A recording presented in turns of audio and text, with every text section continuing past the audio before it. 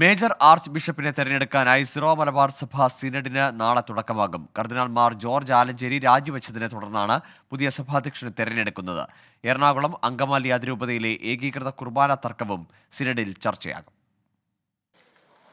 സഭാ ഭൂമി ഇടപാട് കേസും ഏകീകൃത കുർബാന നടത്തിപ്പുമായി ബന്ധപ്പെട്ട് ഉയർന്നു വന്ന തർക്കങ്ങളും രൂക്ഷമായ സാഹചര്യത്തിലായിരുന്നു സീറോ മലബാർ സഭയുടെ അധ്യക്ഷ സ്ഥാനത്ത് നിന്നുള്ള മാർ ജോർജ് ആലഞ്ചേരിയുടെ പടിയിറക്കം.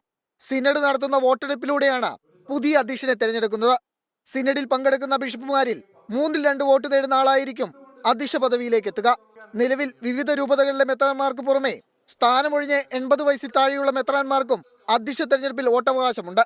പുതിയ അധ്യക്ഷൻ എല്ലാവരെയും കേൾക്കാൻ തയ്യാറായാൽ മാത്രമാണ് സഭയിലെ പ്രശ്നങ്ങൾക്ക് പരിഹാരമാകൂ എന്നാണ് എറണാകുളം അങ്കമാലി അതിരൂപതയിലെ വൈദികർ പറയുന്നത്.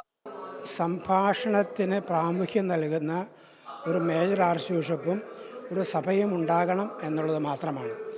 ഏത് പ്രശ്നങ്ങളുണ്ടായാലും പിതാക്കന്മാർ ജനങ്ങളെയും പുരോഹിതന്മാരെയും കേൾക്കാതെ ഏകപക്ഷീയമായ തീരുമാനം എടുക്കുന്നത് അനുഗുണമാകില്ല, ഉചിതമാകില്ല, അത് സത്സന്ധമല്ല എന്ന് ഫ്രാൻസിസ് മാർപ്പാപ്പ നിരന്തരം പറഞ്ഞുകൊണ്ടിരിക്കുന്ന കാര്യമാണ്.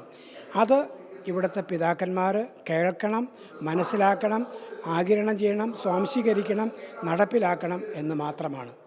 വത്തിക്കാനെയും സിനഡിനെയും വെല്ലുവിളിച്ച് മുന്നോട്ട് പോകുന്നവരെ സഭയുടെ ചുമതലയിൽ നിന്ന് മാറ്റി നിർത്താനുള്ള തീരുമാനം സിനഡിൽ നിന്നുണ്ടാകണമെന്നാണ് ഔദ്യോഗിക വിഭാഗത്തിന്റെ നിലപാട്. ഇതിനകത്ത് അംഗീകരിക്കാത്ത ഈ സിനഡ് തീരുമാനപ്രകാരമുള്ള കുർബാന, ഏകീകൃത കുർബാന അർപ്പിക്കാത്ത ആളുകളെ മുഖ്യമായിട്ട് ഞങ്ങൾ പറയുന്ന കാര്യം അവരെ മാറ്റി നിർത്തണം. അവർ പോയാൽ പോകട്ടെ.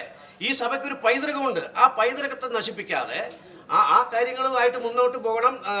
സഭാ നേതൃത്വം, പുതിയ സഭാ നേതൃത്വം തിരഞ്ഞെടുക്കപ്പെട്ടു വരുന്നവരായാലും ആർജവത്തോടുകൂടി ഈ പറയുന്ന വിമത വൈദികരുടെ പേരിലും വിമത അൽമായരായിട്ടുള്ളവരുടെ പേരിലും നടപടിയെടുക്കണം. അൽമായരായിട്ട് വിമതരായി ഞങ്ങൾ മാറ്റി നിർത്താൻ ഉദ്ദേശിക്കുന്നില്ല. പക്ഷേ ഇതിനൊക്കെ നേതൃത്വം കൊടുക്കുന്ന ബിഷപ്പുമാരെയും വൈദികരെയും ആദ്യം തന്നെ മാറ്റി നിർത്തണം.